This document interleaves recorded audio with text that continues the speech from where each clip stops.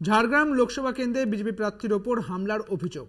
প্রণত Tudor ওপর হামলার অভিযোগ, তৃণমূলের বিরুদ্ধে হামলার অভিযোগ। ঝাড়গ্রামের কাটোয়াপাল যাওয়ার পথে হামলার অভিযোগ উঠছে।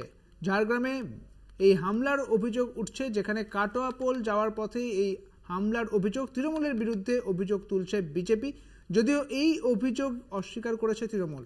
প্রণত টুডু অর্থাৎ ঝাড়গ্রামে বিজেপি প্রার্থী, তাঁর ওপর হামলার অভিযোগ উঠছে।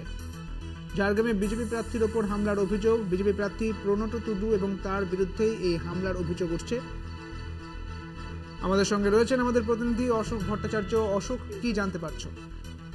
দেখো সুদীপ, যেটা হচ্ছে যে আজকে সারা দিনভর সকাল থেকে কিন্তু বিজেপি প্রার্থী ডাক্তার প্রণত টুডুর প্রচার আছে সাঁকরাইল ব্লকের বিভিন্ন জায়গায়। সকাল থেকে দানগড়ি থেকে শুরু করেছে এবং যেটা জানা যাচ্ছে এবং যেটা উনি জানালেন যে কিছুক্ষণ আগে, প্রায় আধ ঘন্টা আগে, তিনি যখন সাঁকরাইল ব্লকে যখন রগড়া থেকে তিনি রোহিণীর দিকে যাচ্ছিলেন, তখন কাঠুয়াপাল নামে একটি জায়গা, সেই কাঠুয়াপালের সেখানে তার উপরে হামলা হয় এবং তার সঙ্গে সঙ্গে আরো তার যে 3টি গাড়ি ছিল সেই 3টি গাড়ির উপরে হামলা হয়।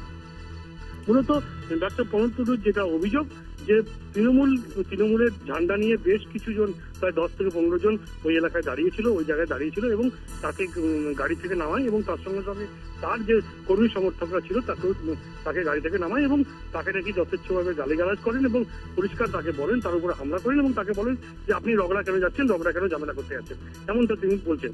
অপরদিকে এই ঘটনার পরিপ্রেক্ষিতে যখন তৃণমূলের জেলা সভাপতি প্রদ্যুৎ সরকারের সঙ্গে যোগাযোগ করা হয়, তিনি কিন্তু পরিষ্কার জানিয়েছেন যে আমাদের দলের পুরোপুরি ইনস্ট্রাকশন আছে যে কোন রকম ভাবে কোনো এরকম ঘটনা না ঘটানো, তবে যারা কেউ যদি ঘটিয়ে থাকে সে বিষয়ে দেখছি। বিষয়টা যে এখন যে অভিযোগ যে করছেন, এই মুহূর্তে কিন্তু কাঠুয়াপাল এলাকাতেই ডাক্তার প্রণত টুডু তিনি কিন্তু অবস্থান করছেন এবং সেখানে পুলিশ প্রশাসন তাকে বোঝানোর চেষ্টা করছে। সেটা এখন এই পরিস্থিতি এখন। সুদীপ্ত, ধন্যবাদ অশোক তোমাকে আমাদের সঙ্গে ছিল। আমাদের প্রতিনিধি অশোক ভট্টাচার্য।